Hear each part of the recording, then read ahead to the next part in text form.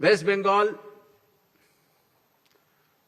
the 294 assembly constituencies, the polling shall be held in two phases. In the first phase, 152, and the second phase, 142. The date of poll shall be 23rd of April and 29th of April. And the counting shall be together for all, that is 4th of May, 2026.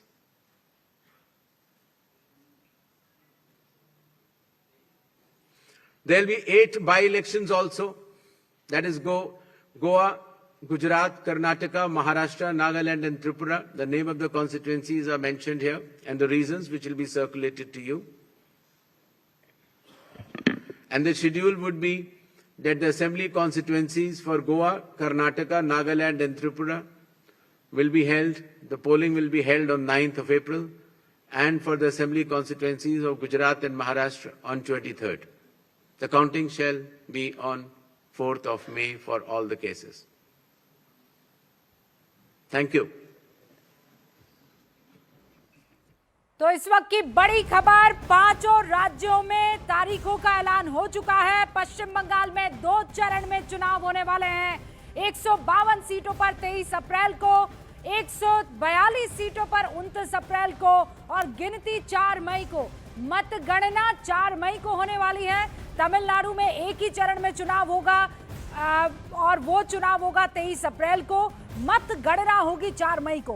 Kerala में भी एक ही phase में चुनाव, 9 अप्रैल को vote डाले जाएंगे, 4 मई को मतगणना होगी।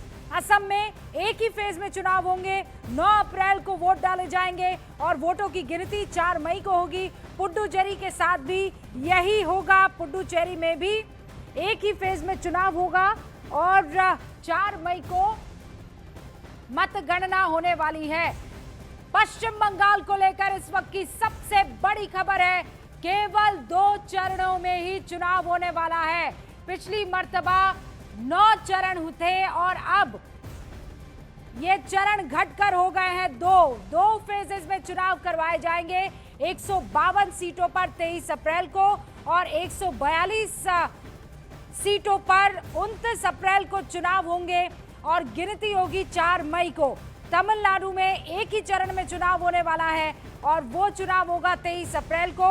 4 मई को वोटों की गिनती कर दी जाएगी। तो चुनाव की तारीखों का ऐलान हो चुका है। ज्ञानेश कुमार ने आकर चुनाव की तारीखों का ऐलान किया और ये बताया कि 4 मई को तय हो जाएगी इन 5 राज्यों में सियासी किस्मत। पश्चिम बंगाल में केवल 2 चरणों में चुनाव होंगे, लेकिन बाकी सारे राज्यों में, तमिलनाडु में, केरला में, असम में और पुडुचेरी में एक फेज में ही मतदान होने वाला है। एक ही चरण में यह चुनाव निपट जाने वाले हैं। और जो बदलाव किए गए थे कि ट्रांसपेरेंसी बढ़ती जाए, उस ट्रांसपेरेंसी के लिए जो बैलेट पेपर है उनकी गिनती पहले होगी और उसके बाद ही, मतलब 2 राउंड जो है हो जाएगी, उसके बाद ईवीएम की गिनती होने वाली है। मतदान पहले चरण का 122 सीटों पर पश्चिम बंगाल की मैं बात कर रही हूं, 23 अप्रैल को होगा। 23 अप्रैल के बाद 29 अप्रैल को दूसरा मतदान होने वाला है, दूसरे चरण का मतदान होने वाला है, जो कि होगा 142 सीटों पर और गिनती हो जाएगी 4 मई को। तो अगर आप इन राज्यों में हैं, चाहे वो पश्चिम बंगाल हो, चाहे वो तमिलनाडु हो, चाहे वो केरल हो, चाहे वो असम और पुडुचेरी, आपके लिए बड़ी खबर है। इन तारीखों को नोट कर लीजिए। ये तारीखें आपके लिए काम की है। पश्चिम बंगाल में 2 फेजेस में चुनाव होगा।